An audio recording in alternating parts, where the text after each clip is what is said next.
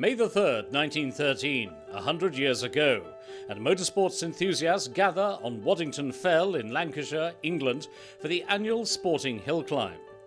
Defending champion Joseph Higginson has asked Vauxhall designer Lawrence Pomeroy to build him a British car that looks like a normal sports car, but which can beat any out-and-out racer from the continent. The car is the Vauxhall 3098, and his drive that day makes headlines around the world. He wins the event in a car which becomes famous as the world's first 100-mile-per-hour sports car. It was probably one of the most significant sports cars made in the world, and particularly because it was made in England. After that, of course, the First World War intervened and development of such cars was curtailed. But other motor manufacturers on the continent were trying to emulate the thing, and so you get people like Mercedes and Austro-Daimler and Alfa Romeo, Fiat, trying to produce a similar kind of thing. And also Hispano-Suiza too, yes. You have many of these cars here today. How many have survived from 100 years ago? The car went into production, stayed into production post-war until the 1920s. Yes, the last cars were made in 1926. About 600 were made, of which 180 survive in the world, and there are something like 100 in England. There's only one bits of one of the pre-war cars, 100-year-old cars, have survived. Unfortunately, it's not quite finished, otherwise it would have been here today. 100 years ago, the Lancashire Automobile Club organised the event. 100 years on, the same club is running the anniversary celebrations, with over 30 3098s, the youngest nearly 90 years old, taking part.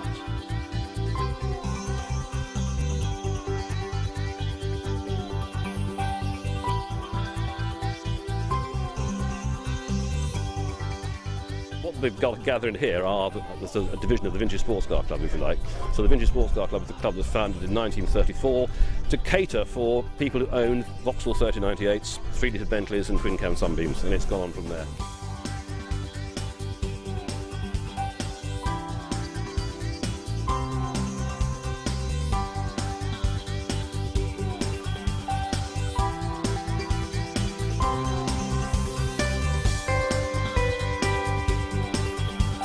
Today is not a competition, just a celebration, and the cars with full supervision make their way to the exact point where Higginson and his rivals started their runs 100 years ago.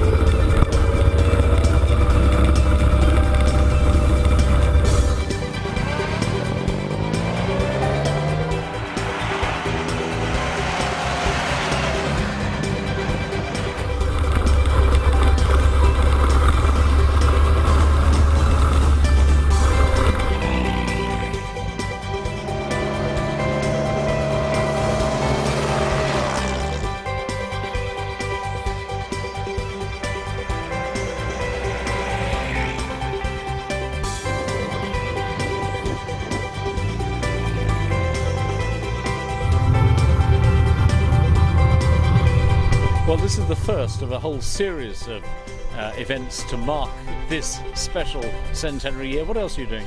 Yes, the reason is that this is the first time in public the car appeared. The next time would have been locally in Yorkshire, and then the other significant time was at Shelsley Walsh, and then after that at Brooklands. So we are actually going to be visiting Shelsley Walsh on the 2nd of July to commemorate Higginson's climb there, where he took the Shelsley Walsh record. And then at Brooklands, where lots and lots of cars 39 years later were used for racing. In fact, some of the cars here that were actually originally used for racing at Brooklands, including mine. And I presume you're already starting to think about the next 100 years. We won't be here, but... Well, the cars will be there, won't they?